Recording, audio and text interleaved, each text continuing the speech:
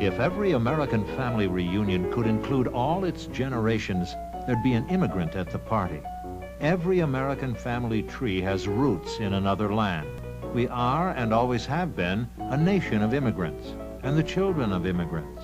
Everyone, from Native Americans whose ancestors came here from Asia some 15,000 years ago, through the first European settlers, arriving at Roanoke Island and Jamestown in Virginia, to black Africans, kidnapped and shipped here by the boatload to serve as slaves. All were immigrants, willing or unwilling. Immigration was already a big business before the Civil War. American steamship and rail lines advertised in Europe, selling the new nation. American merchantmen offloading lumber or grain in Europe found a cargo of immigrants, even in a cattle class called steerage, was more profitable than returning empty. In the decade of the 1840s, immigration passed the million mark for the first time. This cartoon of the period shows Britain's John Bull trying to hang on to a departing worker. In the years after the war, this tide increased to the point where in 1 year, over 1 million immigrants entered America.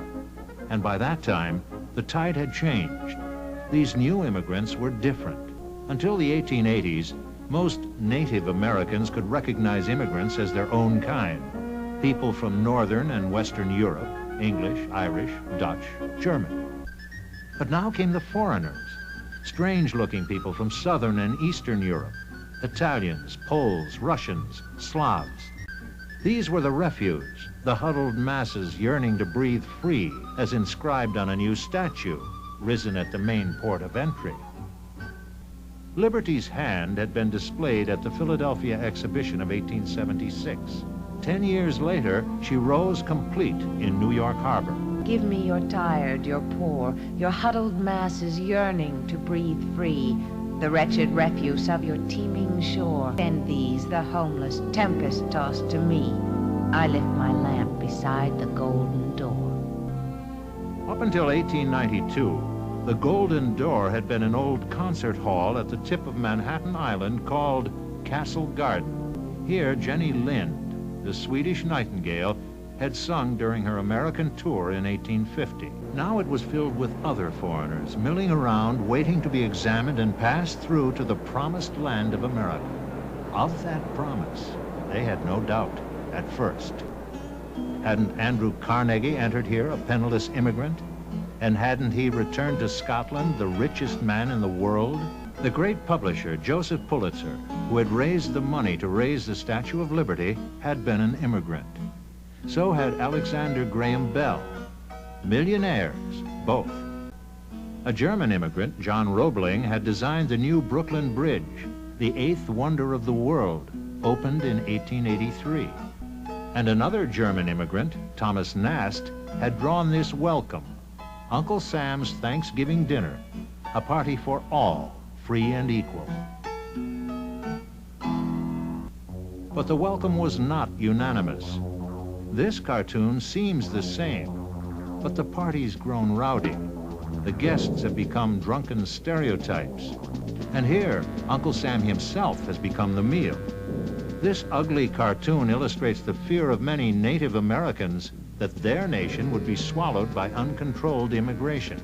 Here, the problem is solved by one immigrant swallowing the other. In this case, the Chinese swallow the Irish. This was, in fact, the fear of Irish workingmen in California. The California Workingmen's Party was formed in the 1870s to protest what they called coolies taking their jobs. Chinese were very visible foreigners, easy to spot, easy to shout after on the street, to torment, to blame. There were race riots in San Francisco. In Denver, every Chinese business and home in the city was destroyed. In Wyoming, 28 Chinese were massacred, and the army had to be called in to protect the survivors. In the East, Chinese were imported to break a strike in a Massachusetts shoe factory, and Thomas Nast showed businessmen searching the skies for a new comet, a Chinese comet labeled cheap labor. All this finally resulted in the Chinese Exclusion Act of 1882. Nast showed the ladder of emigration being thrown down from the Chinese wall the act had built around the U.S. Other cartoons showed the new immigrants as an invading horde of anarchists and gangsters pouring out of Castle Garden. The scum of creation has been dumped on us. The most dangerous and corrupting hordes of the old world have invaded us. These Native Americans had forgotten their own Old World ancestors, shown as shadows behind the guardians of the Golden Door.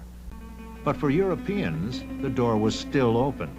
In 1892, Ellis Island replaced the old Castle Garden as New York's entryway. 3/4 of all immigrants entering America came here. Up to 5,000 a day were herded through the maze of pipelined pens in the main hall, to be examined, to wait and wait. Some with confidence, real or acted. Most with anxiety and fear. Everybody was sad there. They thought maybe they wouldn't go through. Maybe my child won't go through. There's all of these tears. Everybody has tears. In time, Ellis Island gained another name. In Italian, Isola delle Lagrime, Island of Tears. In 1907, over 1 million came through. One of them, Edward Corsi, remembered his first glimpse of the distant skyline beyond the island.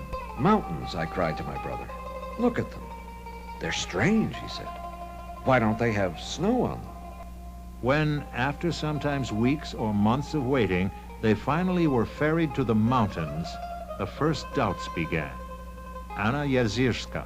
Between buildings that loomed like mountains, we struggled with our bundles through the swarming streets of the ghetto, squeezed in stores and houses, ragged clothes, dirty bedding oozing out of the windows, ash cans and garbage cans cluttering the sidewalk. A sadness pressed down my heart.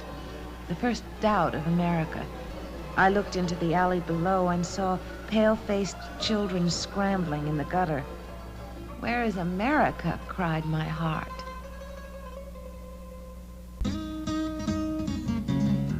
Earlier immigrants had looked for America beyond the cities, the America of free farms, the homestead lands of Kansas, Nebraska, Wyoming. Others powered the nation's industrial boom, running the railroads, manning the mines and mills and factories, turning out the steel that built fortune. Other men's money may have built the industrial landscape, but it was their muscle that made it all go. But many of these later immigrants were unskilled in anything but piecework, twisting together artificial flowers or wrapping cigars. They stayed, worked, and lived in the cities. By the late 1800s, New York was the largest Irish city in the world. By 1910, the populations of New York, Boston, Cleveland, and Chicago were 75% immigrants, or the children of immigrants. Many, most, living in crowded ghettos called Little Italy and Little Warsaw. America was somewhere else. A Polish immigrant struggled to say it. I want to live with American people, but I do not know anybody of American.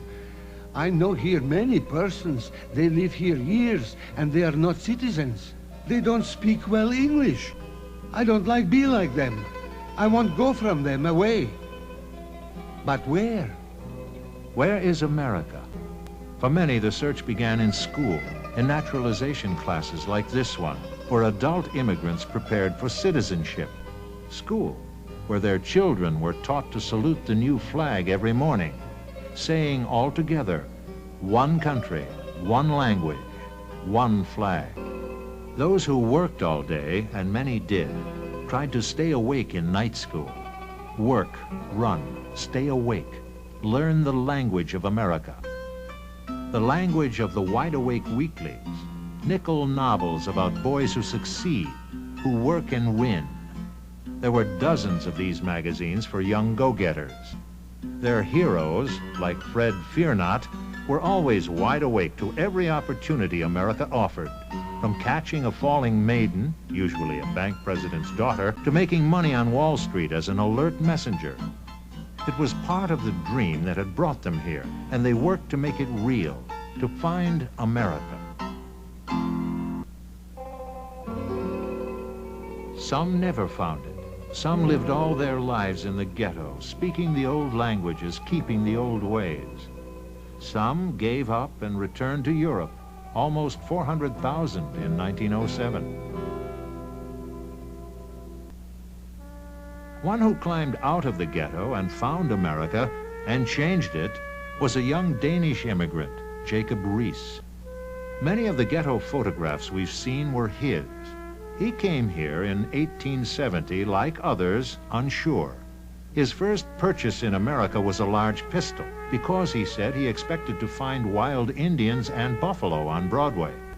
He first lived and worked in the worst slum in New York, the old 5 Points, a home for immigrants from before the Civil War. He worked as a police reporter, and in the 5 Points, there was a lot to report. This picture was evidence in a murder trial. The X marks the place where the murderer stood. At the core of the slum was the Bend, this turn in Mulberry Street photographed by Riis. What was it like? Ordinary enough to look at from the street, pierced by a maze of foul alleys. It was the wickedest, foulest spot in all the city. Here is one of those foul alleys, Bandit's Roost, photographed by Riis in 1888. After a year in the slums, Riis wanted out, but his editor told him, "Go back and stay. You are finding something there that needs you." Jacob Riis became our first crusading photojournalist. He used photography as a weapon in his battle with the slum, publishing books and lecturing. In the battle with the slum, we win or we perish. There is no middle way. Either we wipe out the slum, or it wipes out us. Many of his pictures are flat and crude, taken with new and primitive flash powder, the only way to photograph a nightmare. Come with me and see. In these cellars, they are buried literally alive. This hole is their only home. Gangs of Italians live under the dumps. It is their only home. Filth is all there is of life to them. After 14 years, Riis finally won at least part of his battle with the slum. The Mulberry Bend was torn down and a park opened there in 1897, letting in at last the light. I stood and looked at it all, and a lump came in my throat. It had been such a hard fight, and now at last it was won. One immigrant's personal victory over the slum is this, one of Riis's few private photographs, his front yard in Long Island. The lights of the city were shut out. So was the slum, and I could sleep. The battle with the slum was one of many struggles that would shake the confidence of the confident years. Other voices would be raised in protest against the widening inequality of American life for children, for workers, women, minorities. Even the saloon would become a battleground. The fighters would march under many banners, but the movement to right old wrongs had one name: reform.